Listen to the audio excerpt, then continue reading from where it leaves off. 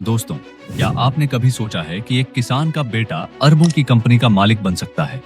या बचपन में जिसने चाय बेची आज वो 100 करोड़ के हेलीकॉप्टर में घूम सकता है? जी हाँ, यह कहानी है एक ऐसे इंसान की जो केरल के एक छोटे से गांव से निकलकर मिडिल ईस्ट के बिजनेस टाइकून बन गए। तो आइए जानते हैं उनकी प्रेरणादायक कहानी, जिसने हजारों लोगों की जिंदगी बदल दी। यह कहानी है एक ऐसे बच्चे की जिसका जन्म एक गरीब किसान परिवार में हुआ, जिसके पिता खेती से अपना गुजारा करते थे। 12 साल की उम्र में इसने चाय बेचना शुरू किया और अपने परिवार की मदद की। बड़े होने के बाद जब बिजनेस में हाथ आजमाया तो यह बिजनेस भी पूरी तरह डूब गया, लेकिन इसके बावजूद इसने हार नहीं मानी और जी जान से मेहनत कर आज पूरी दुनिया में अपना परचम लहराया।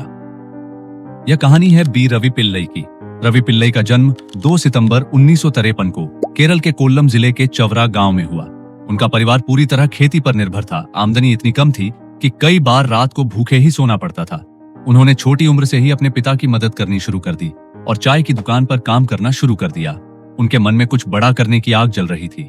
उन्होंने इन कठिनाइयों को अपनी प्रेरणा बना लिया और अपनी पढ़ाई को जारी रखा। रवि ने अपनी शुरुआती पढ़ाई गांव के ही स्कूल से की और ग्रेजुएशन के बाद कोच्चि यूनिवर्सिटी से बिजनेस एडमिनिस्ट्रेशन में पोस्ट ग्रेजुएशन किया। लेकिन उनके दिमाग में हमेशा एक ही बात थी, नौकरी नहीं, बिजनेस करना है। कॉलेज के दौरान ही उन्होंने 1 लाख रुपए उधार लेकर चिटफंड कंपनी शुरू की।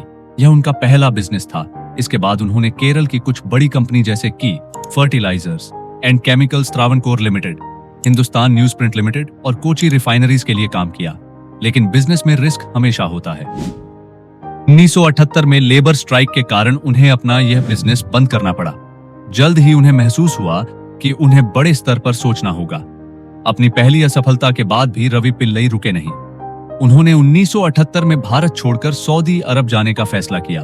वहां उन्होंने देखा कि कंस्ट्रक्शन इंडस्ट्री में बहुत मौके हैं।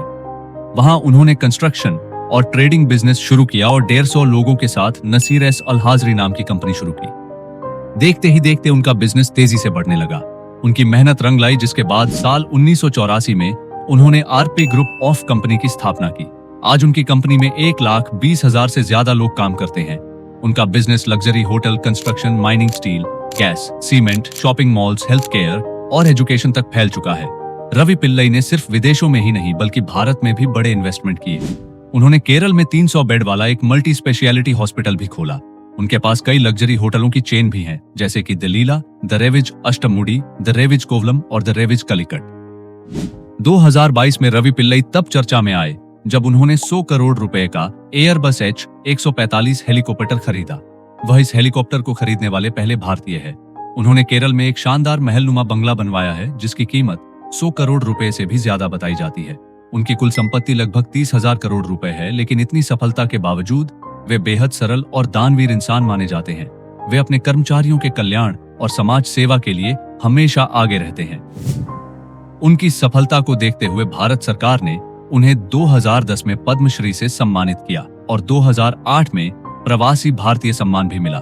इतना ही नहीं, न्यूयॉर्क के एक्सेल्सियर कॉलेज ने उन्हें डॉक्टरेट की मानद उपाधि भी दी।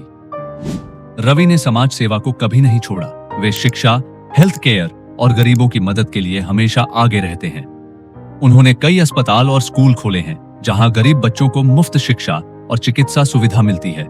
उनका मानना है कि सफलता का असली मतलब वही होता है जब वह दूसरों के काम आए।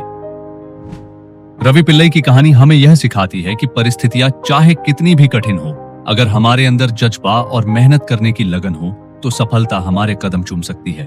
उनके जीवन से हमें यह भी सीखने को मिलता है कि पैसा कमाने के साथ साथ समाज की भलाई के लिए भी काम करना बहुत जरूरी है। तो दोस्तों, कैसी लगी आपको यह कहानी? अगर आपको यह वीडियो पसंद आया हो तो वीडियो को लाइक, शेयर और चैनल को सब्सक्राइब जरूर करें।